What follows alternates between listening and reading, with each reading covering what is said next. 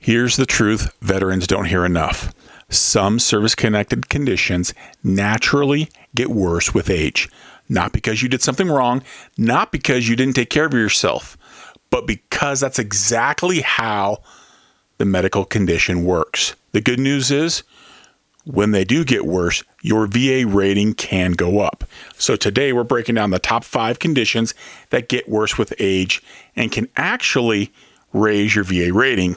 That is, if you know what to look for. So let's get into it. The number 5 condition is one where most veterans just stop filing for claims for increase. They get to a certain age, they just don't want to deal with the hassle anymore, even though the condition has gotten worse. And to some extent, I don't blame them. But also, they could be missing out on some benefits that they are entitled to.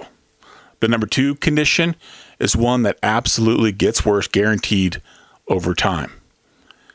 One more thing, make sure you stick around till the end for an all-new claim advice. As always, do me a favor, help me help you. I realize you can just skip to the end, find out what the 5 things are, move on with your day. But the real meat of helping me help you is what is being said, not what is written. So give me like 20 minutes or less, and I'll give you enough information to put you closer to or in that 100 club. I'm Mr. X, I'm the guy behind the guy, giving you all the information you want to know and need to know about the VA claims process. And this is the VA Top 5. All right, kicking it off, the number 5 condition, arthritis, otherwise known sometimes as degenerative joint disease. Okay, so if you've got those old knee injuries, back injuries, ankle injuries, neck injuries, feet injuries, elbows, wrists, any joint, guess what? Arthritis worsens naturally over time. The cartilage, as it breaks down with age, you'll get reduced range of motion, more flare-ups, more pain, more functional loss. And that is exactly what the VA rates, okay, is the functional loss. Now, pain, give you a heads up, pain is 10% no matter what. On a scale of 1 to 10, if your pain is out of a 9 out of a 10 versus a 2 out of a 10, it's a 10% no matter what. Now, why this one is huge is because with reduced range of motion, that is generally what yields the higher evaluations for your musculoskeletal conditions, your joints, knees, ankles, back. Okay? So over time, if you have that reduced range of motion, increased functional loss, those are the things to be on the lookout for. Okay? So, here are the things to be on the lookout for.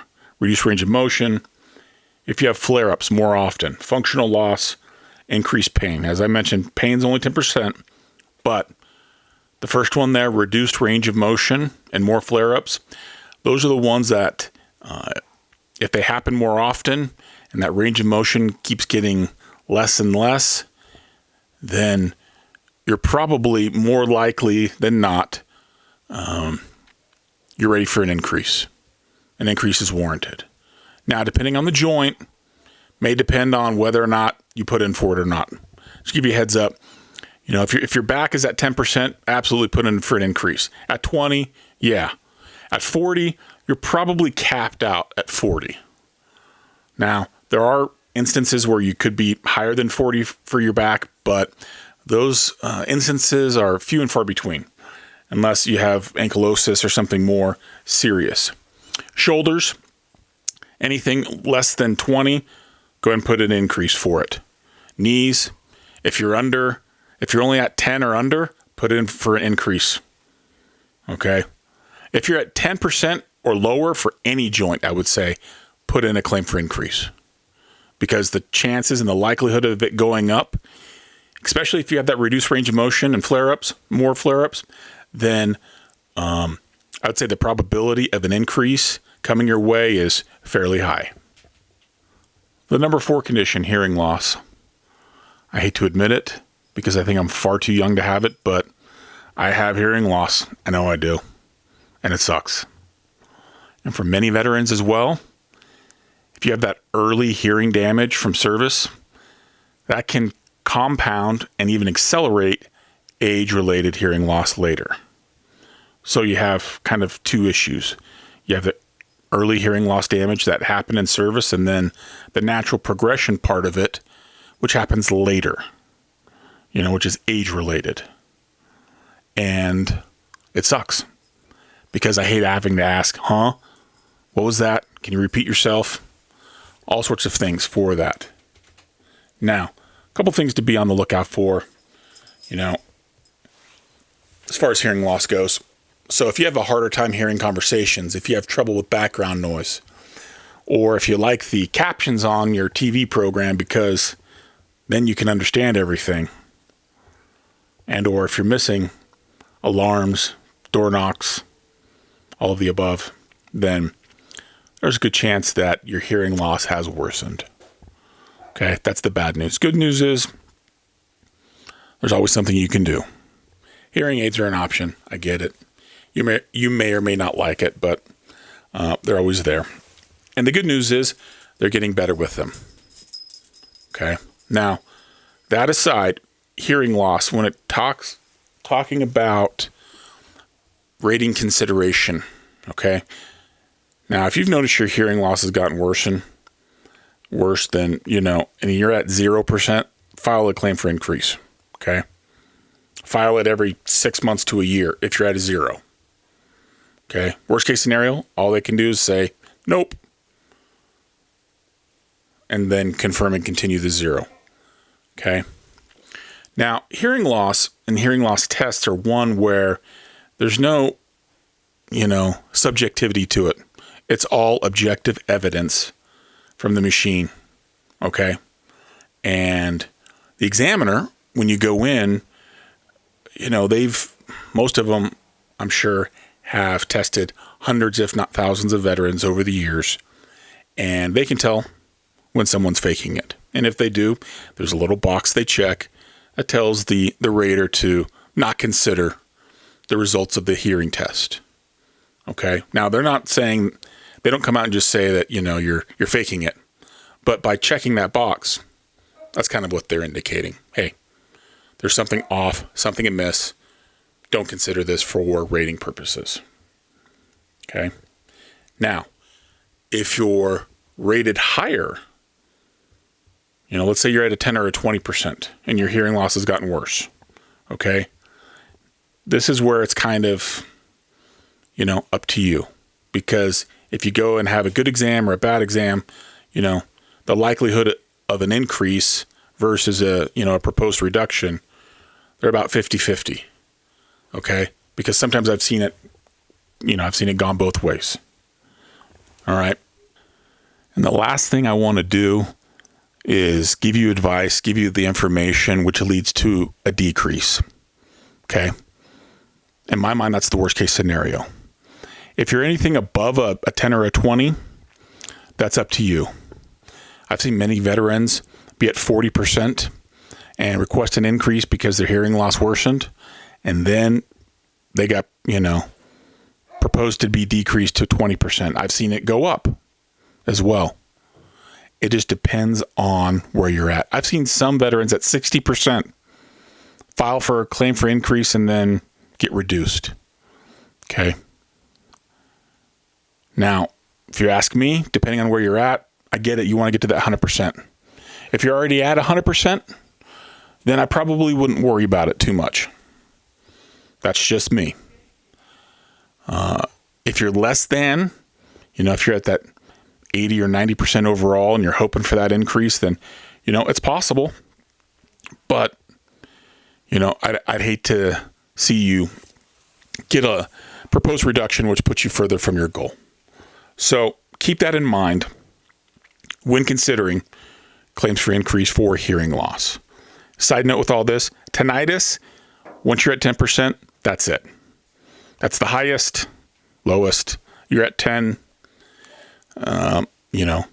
You could put a claim for increase in, but it will not help. They'll just confirm and continue the 10% and move on and not even blink. That's just a pro tip for you. Number 3 condition, hypertension. Now, hypertension is sneaky. Hypertension, also known as high blood pressure. Very, very sneaky. Okay. I know many people, relatives, friends, take a pill and they say that, it's all good.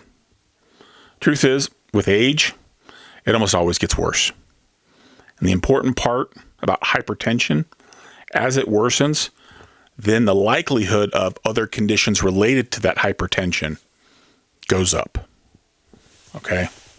Now, I'm talking about things like kidney damage, chronic kidney disease, heart conditions, eye issues, headaches, erectile dysfunction. All can be related to hypertension or the medication to treat hypertension.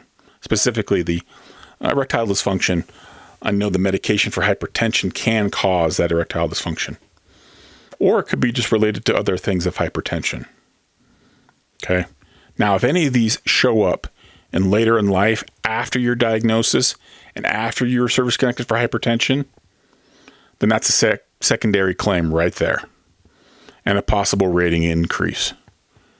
Now, eye issues, unless you have some seriously impaired vision, eye issues, oftentimes are rated at 0. Erectile dysfunction is always at 0. But then you'd get the special monthly compensation with it. Headaches, heart enlargement or heart issues, and kidney damage or kidney issues, all of them can be rated very high. So if you have hypertension and it's gotten worse, then, and more importantly, probably, is the secondary conditions. That's where your greatest increase is going to be. The VA rating schedule is a little bit weird for hypertension itself. You have the two numbers, the systolic and the diastolic. Okay. For your rating to really go up over 10, your diastolic pressure has to be consistently above 120, 130. Or your systolic pressure, the top number, has to be above 170, 180, has to be really, really high. Okay. Greatest chance for increase is probably with your secondary conditions associated with your hypertension. But look, I know we're all different. I'm just trying to provide all the information. If some of this helps, great. If not, I understand. Not every person who has hypertension is going to have every one of these conditions, but I want you to be prepared, be on the lookout for these things. That way you get the benefits that you deserve. The number two condition is just complications of bigger disease or disease processes. Okay. If you have diabetes mellitus type 2, if you have Parkinson's disease, Parkinsonism, multiple sclerosis. Now, these conditions are all progressive conditions. It's not just hey, I have diabetes and, I get a 20% rating because I take insulin. Most often than not, over time, they spread and grow into other complications thereof. Now, these are just some suggestions of things to be be on the lookout for. Okay. This is not an all-inclusive list.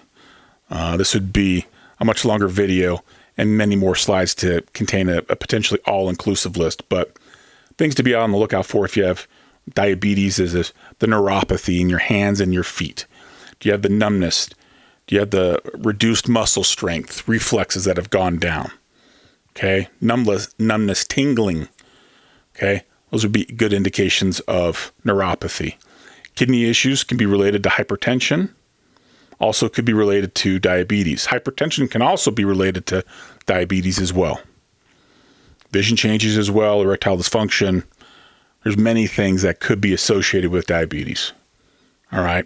Amputation, I know, can become a part of it as well. Now, for other progressive neurological conditions like Parkinson's disease, Parkinsonism, and multiple sclerosis, increased motor symptoms, if there's more increased stiffness, muscle rigidity, tremors, if you have increased difficulty with swallowing, speech, severe constipation, cognitive decline, just to name a small number of them.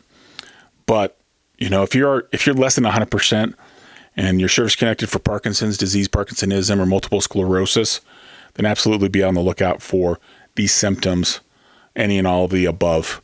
Now, when you put in a claim for like Parkinson's, Parkinsonism, or MS, there's a standard like one-page form where the DBQ will ask and have the examiner clarify and go through all of the symptoms that the VA concedes are related to these conditions. So you don't need to put in for speech difficulties and constipation and all of those things separate from your Parkinson's disease or Parkinsonism.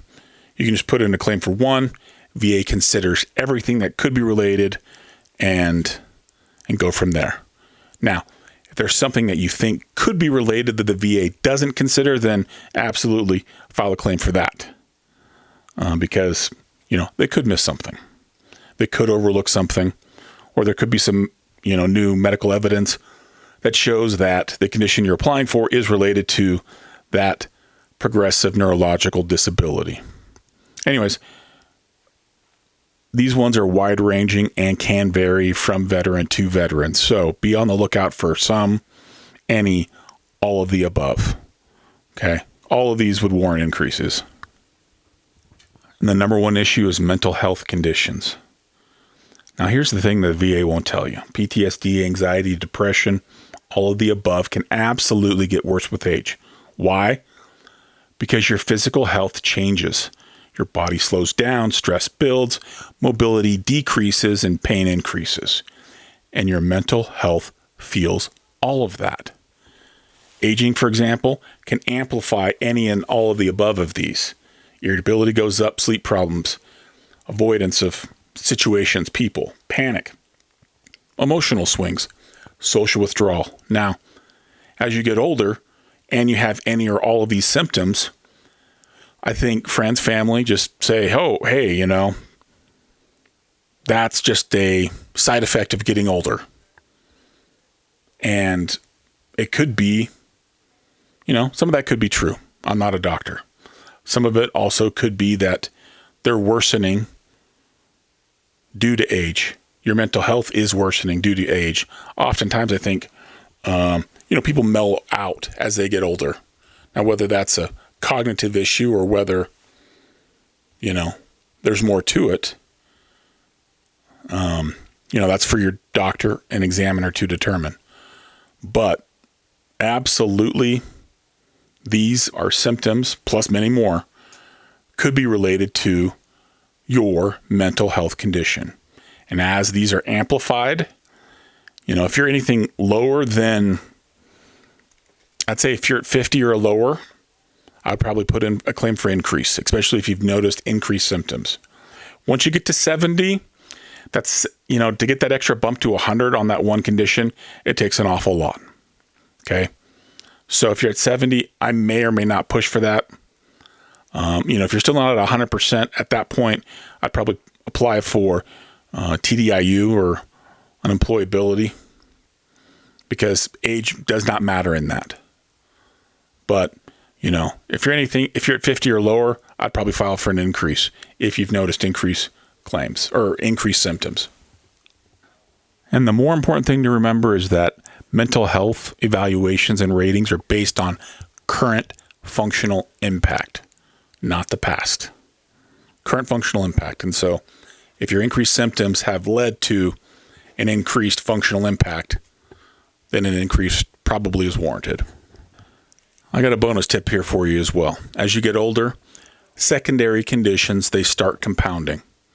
One condition worsens another. You fix one thing, another breaks. Welcome to the veteran body maintenance cycle. Good news is, as many of those later in life issues, they qualify as secondary service connections, which often are compensable. So, as that one thing breaks or another, keep filing for claims, especially if it's related to your service-connected condition, because that's another chance for an increase to put you closer to or in that 100 club.